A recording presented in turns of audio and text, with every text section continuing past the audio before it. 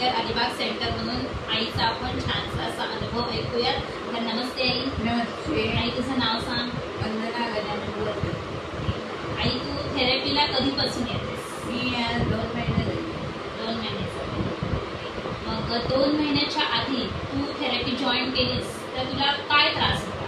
मला त्रास म्हणजे माझ्या सगळ्याला बधीरपणा यायचा, कमरेपासून खाली पायाला बधीरपणा यायचा आणि मी MR काढला। डॉक्टरने सांगितले MR काढल्यानंतर त्याच्यानंतर म्हणजे या नसा दबलेल्या माझ्या दिसल्या। त्या डॉक्टरांनी सांगितलं मग तुम्ही थेरपी म्हणजे MRI तू काढला तर त्याच्यामध्ये ज्या नसा आहेत त्या नसा पूर्णपणे चॉकअप झाल्या होत्या, नसा दबलेल्या होत्या। तर डॉक्टरांनी सांगितलं की त्याच्यासाठी तुम्ही थेरपी जॉईन करा। ओके, मग तुला इथे कोणी सांगितलं?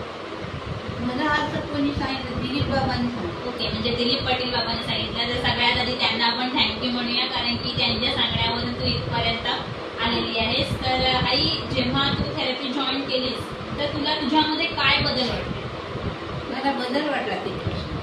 मी कधीच खाडा केलाच नाही, म्हणजे रेग्युलर थेरपी घेऊन तुझ्यामध्ये तुला भरपूर असा चेंजेस बघा।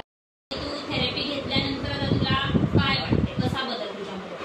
मला खूप बदल वाटते। माझं पाय दुखायचं थांबलं, त्या आणि पाठ दुखायची थांबली, कंबर दुखायची थांबलं, एवढं असं मला मान दुखायची एवढा माझ्या बदल झाला। म्हणजे तुम्ही पाहू शकताय की आईला थेरपी घेऊन किती तिच्यामध्ये बदल दिसतोय, की तिला चालायला येत नव्हतं, तिला पाय दुखायचे, पायदुखी तिची थांबली, कमर दुखी थांबली, त्याच्यानंतर मानेचा जो त्रास आहे हा मानेचा त्रास सुद्धा तिचा पूर्णपणे थांबलेला आहे। तर आई, जे आपल्याला पाहताय तर पाहणाऱ्यांना तू